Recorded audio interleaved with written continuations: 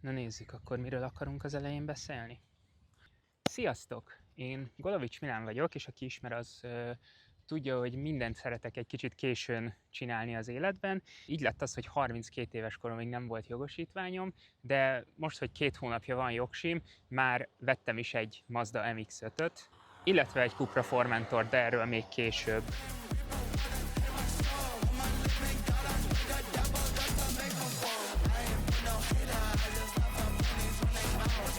Eléggé maxolom ezeket az életközepi válság dolgokat. Általános középkorú férfi problémáim között van az, hogy egy héten hány darab kenyeret süssek, milyen kovásszal, illetve természetesen vannak egyéb hobbiaim, például az indokolatlanul komolyan vett kerékpározás, amit igazából rajtam kívül senki nem élvez. Igazából én se élvezem annyira, de utána mindig nagyon jó. Az az érdekes egyébként, hogy mindig is szerettem az autókat. Szerintem sokan abból a generációból, amiben én vagyok, a Need for Speed Underground játékokon, valamint a Halálos Iramban filmeken nőttünk fel. Ugye nyilván az Underground 2 az otthon 0-24-ben pörgött, aztán jött ugye Most Wanted, aztán Carbon, a nagy driftelések, járt 10-12 éves koromban még a Tuningen Stereo, meg Tuning magazin, meg jártunk ilyen mindenféle eseményekre, de aztán ahogy szépen cseperedtünk, meg változott a társaság, ezek így szépen kikoptak, de úgy mindig ott volt a koponyám hátsó felében, hogy hú, azért megnézegettem a szép autókat, meg úgy érdekelt a dolog, és így 18 éves koromig igazából nem nagyon igényeltem azt, hogy saját jogsim, meg saját autóm legyen, igazából nem is nagyon lett volna rá lehetőségem, hogy őszinte legyek. Aztán 18 évesen fölkerültem Budapestre, és elkezdtem nyilván itt tanulni, és a nagyvárosban meg teljesen felesleges autózni, ezt a mai napig tartom. Viszont eljött az az élethelyzet, vagy azok az élethelyzetek egymásra rakódtak, már nem volt lehetőség nem autózni. Ez a stekkelődés, ez először egy darab kutya, aztán egy barátnő, majd feleség, aztán még egy darab kutya, és a végén még sikerült újítani egy gyereket is, és hát nyilván az igazi fordulópont, amikor az ember életében gyerek lesz, mert akkor jön rá, hogy onnantól az egész élete semmi másról nem szól, csak hogy a gyerek körüli logisztikai megoldásokat minél hatékonyabban tudja menedzselni. Jó napot! Jaj, persze! Persze!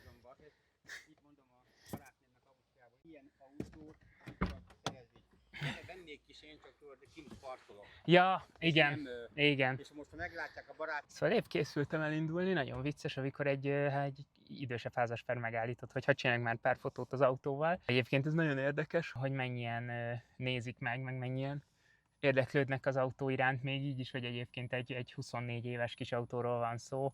Tehát azért látszik, hogy ennek az autónak tényleg kortalan a dizájnja, szerintem amúgy gyönyörű. Mert már 30 éves koromban egyszer elkezdtem a Crest, de végül nem jutottam elvizsgázni, mert nagyon elvitte az élet a dolgokat. Tavaly ősszel újra megcsináltam a Creston folyamot, elmentem Crest vizsgára, majd a télen végignyomtam a jogsi szerzést, a kilométer minimum az a 60. óra körül lett meg, és akkor még úgy voltam vele, hogy jó, akkor én nem át akarok menni, meg akarok tanulni vezetni, úgyhogy még nagyjából 30 órát vettünk utána az oktatómmal, és akkor úgy azt hiszem, hogy a 90. óra környékén mentem el vizsgázni, ami egyébként meg lett elsőre.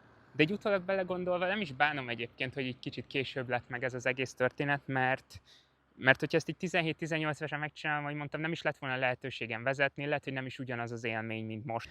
Na igen, még megnézem, hogy megy a felvétel egyáltalán, mert az nagyon izgi lenne, ha lehalt volna. Szóval egyébként most itt Vác fölött vagyok a kőfejtő alatt, és itt nagyon-nagyon tetszik ez a dolog. Valószínűleg egy csomószor ki fogok sétálni a frame-ből, ezt is engedjétek meg nekem, csak tudom, hogy valószínűleg a videó 70%-ában nem leszek a frame-be. It was at this moment he knew. He fucked up. Hát nekem mondjuk az első 20 óra az abból telt, hogy gyakorlatilag mentálisan adaptálódtam egy olyan dologhoz, amit szerintem 30-32 évesen elsajátítani, ugye teljesen új motorikus készségek, teljesen új szituációk, hogy eljutottam onnan, hogy úristen, meghalunk, forgalom vége, odáig, hogy jó, oké, ez nem is annyira vészes, ez menedzselhető, meg a váltás, meg a kuplungolás. Talán annyi előnyöm volt, hogy azért sokat bicikliztem a városban, meg úgy nagyjából így a forgalmi renddel, meg forgalmi szituációkkal így tisztában voltam, de így is azért hatalmas szenvedés volt, mondom, főleg mentálisan az, hogy így átálljak. Egy guruló halálosztóval kell mennem a városban. Az elején emlékszem az első 10-12 óra mindig úgy hívtam fel Fateromat, hogy hú, hát én ezt nem tudom, szerintem ez nem lesz, ez gatya. Ez tényleg érdekes, hogy hogy nem egy ilyen lineáris dolog ez, hogy nem az volt, hogy így haladtunk, és akkor éreztem, hogy egyre magabiztosabb vagyok, hanem mit tudom én, elteltek 20 óra, és akkor a 21. órán így, ja, amúgy ez sima.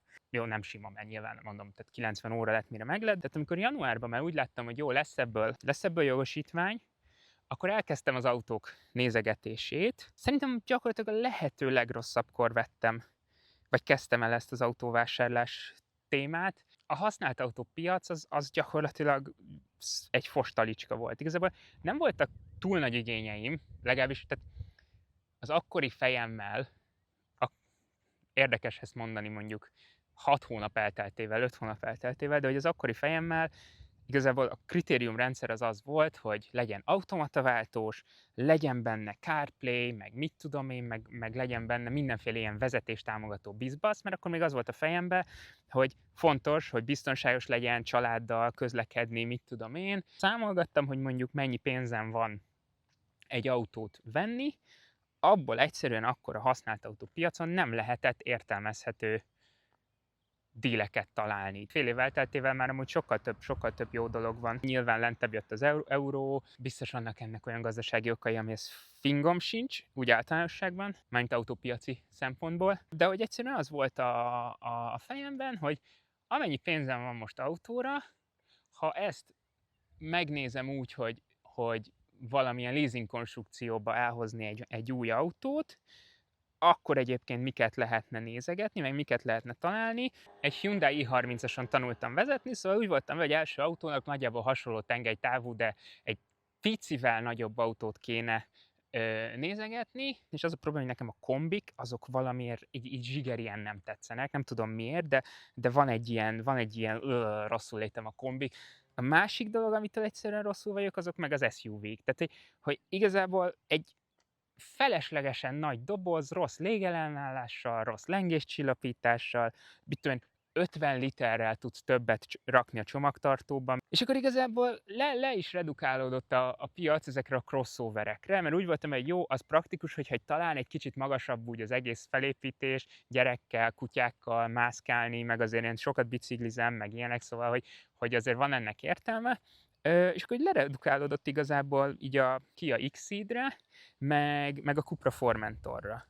És nyilván elmentem több helyről, mindenhonnan kértem ajánlatokat. Egy Cupra Formentor lett a befutó, leasingbe vettük, gyakorlatilag a kis családi vállalkozásomon keresztül, ami így ugye nyilván egy céges nyílt végű pénzügyi leasinggel, amúgy majdnem 4 millió forint kedvezményt kaptunk a listáról egy elég jól felszerelt autónál, és így igazából gyakorlatilag versenyzett egy kicsivel jobban konfigurált Xceed-del, de aztán igazából itt döntött az, hogy sokkal szebb a Formentor, mint egy Xceed. Mert, vagy kiszámoltam, hogyha most ugye nagyjából berakom azt az összeget a kezdő leasing díjba, amennyi pénzem van autóra, majd 5 évig leasingelem, és fizettem a leasing díjakat, és az 5. év végén eladom, akkor a mostani használt autó árakkal számolva nagyjából annyiba fog kerülni az autó, mint amennyit ugye az elején betoltam. Persze, nem számolva a benzint, a kötelező költségeket, fenntartást,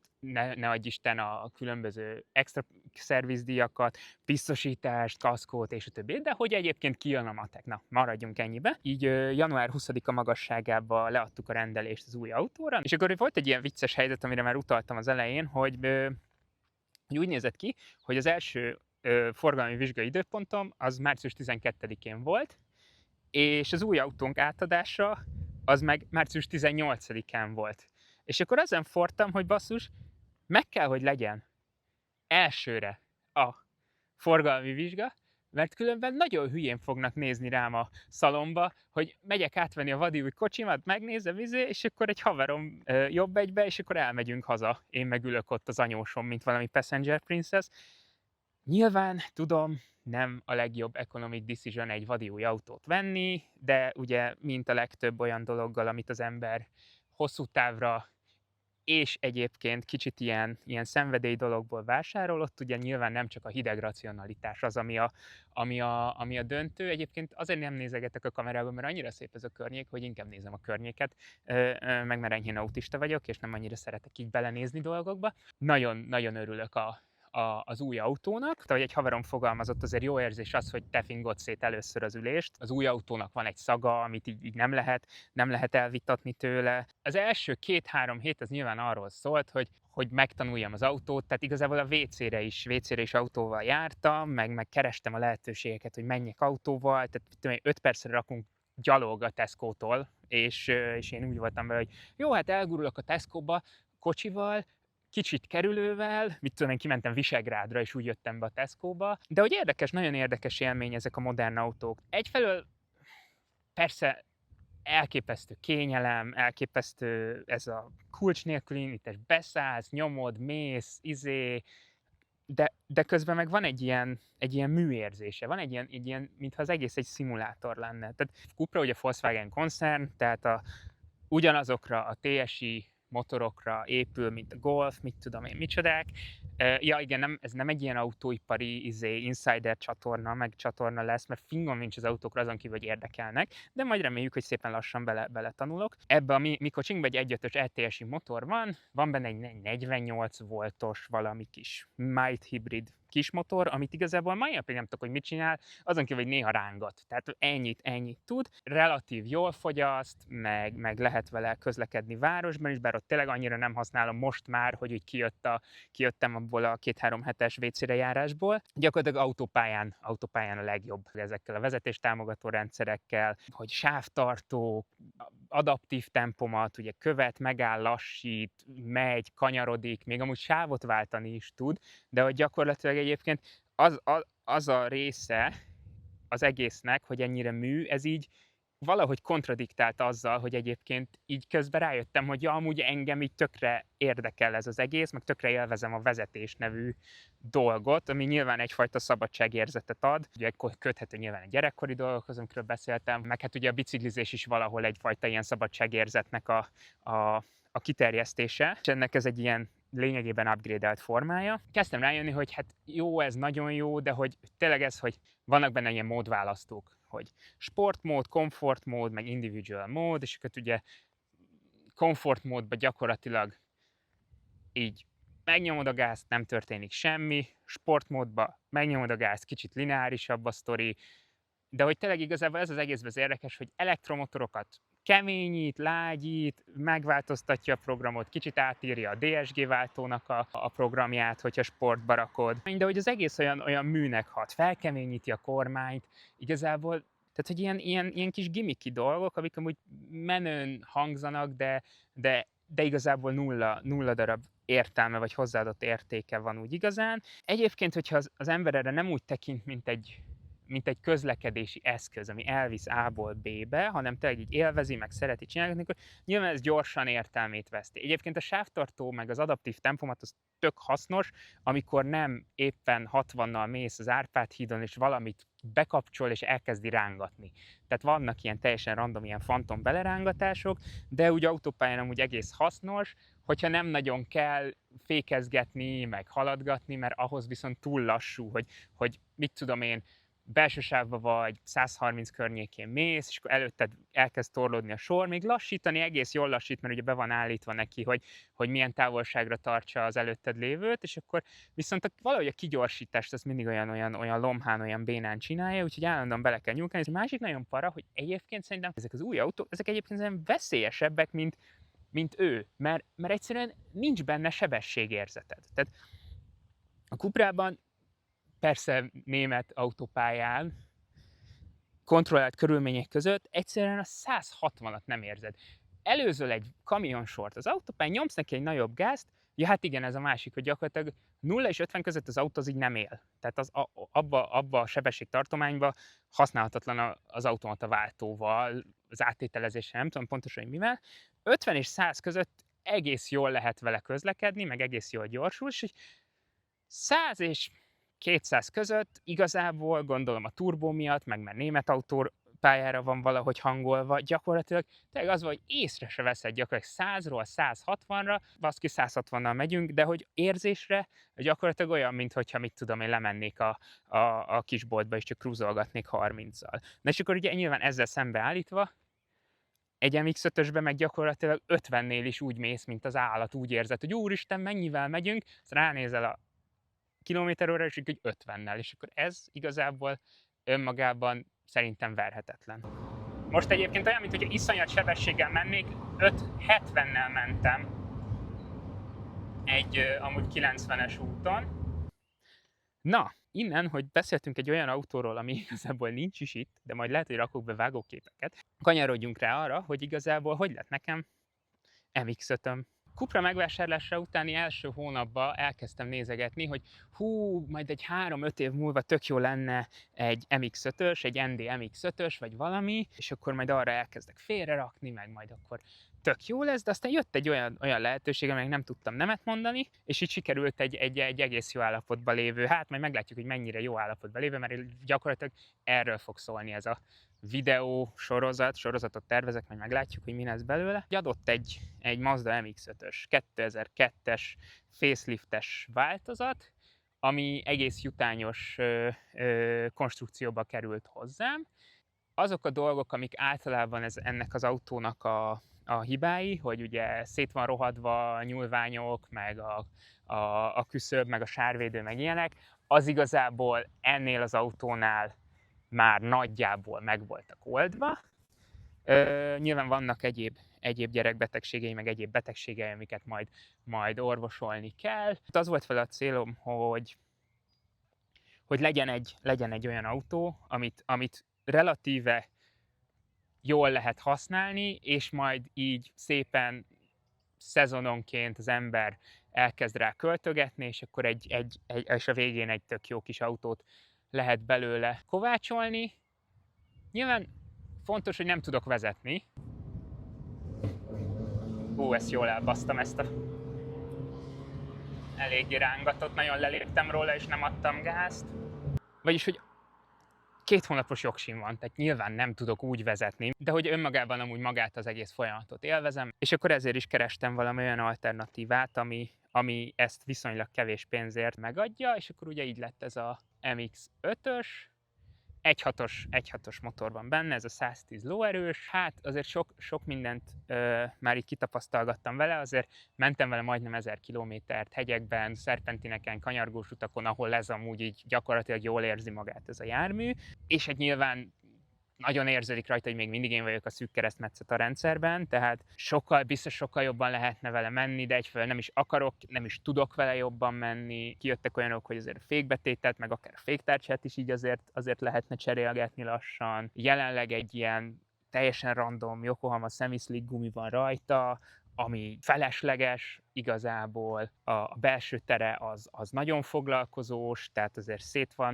szét van repedve a bőr, meg azért így látszanak benne a használat nyomai, de egyébként a tetőkárpit az egész jó állapotban van, nem ázik be, működnek a dolgok, elektronikából 1-2 dolgot kell majd rajta javítgatni, ülésfűtés van benne, de nem működik, a centrálzár az hol működik, hol nem, vezetőoldali hangszóró az nem működik, de hogy ezek a legkisebb gondok, motorikusan, meg tényleg az ilyen problémás, rozsdásodásos, nyúlványos dolgok, azok rendben vannak rajta.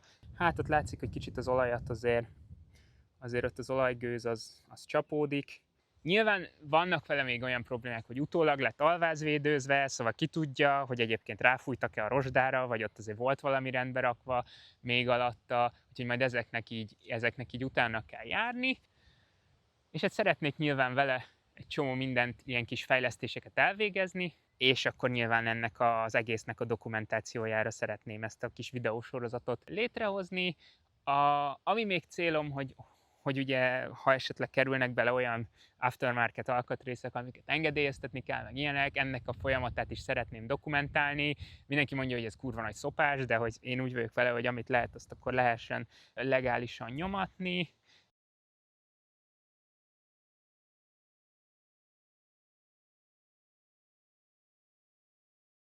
És hát persze szeretnék vele elmenni egy-két pályanapra, kicsit megtanulni a határokat, mert tényleg tök jó így ezeken a szerpentineken, meg mindenhol kanyarogni, de hogy egyszerűen nem akarom saját magamat, meg másokat se veszélybe sodorni, és szerintem azzal, hogy van egy teljesen kezdővezető, én a volán mögött, egy olyan autónak a volánja mögött, ami egyébként nem egy nagy dolog, de hát nyilván azért egy sportosra hangolt kis autó, ezzel is lehet azért rossz dolgokat csinálni, és nyilván nem ez a cél. Azt adja, amit szerettem volna. Egy kis autó, jó nyomatékos, elég lineáris a nyomaték görbéje, a váltója az 24 éves autó létére is gyakorlatilag tűpontos, kuplung is tök oké, és jó, nyilván egy csomó minden lett rajta cserélve így az idők során, meg ilyesmi, de hogy 218 000 kilométer környékén volt, amikor hozzám került, és hát tök okés egyébként, tehát a korához képest. Úgyhogy ez a terv, hogy akkor itt így megpróbáljuk ezeket a dolgokat közösen átnézegetni, videókat csinálgatni róla, elmenni egy-két pályanapra, élményvezetni, meg hát megtanulni vezetni. Úgyhogy köszi szépen, hogyha megnézitek, feliratkoztok, lájkoljátok, ilyesmi, aztán jövök majd több videóval. Sziasztok!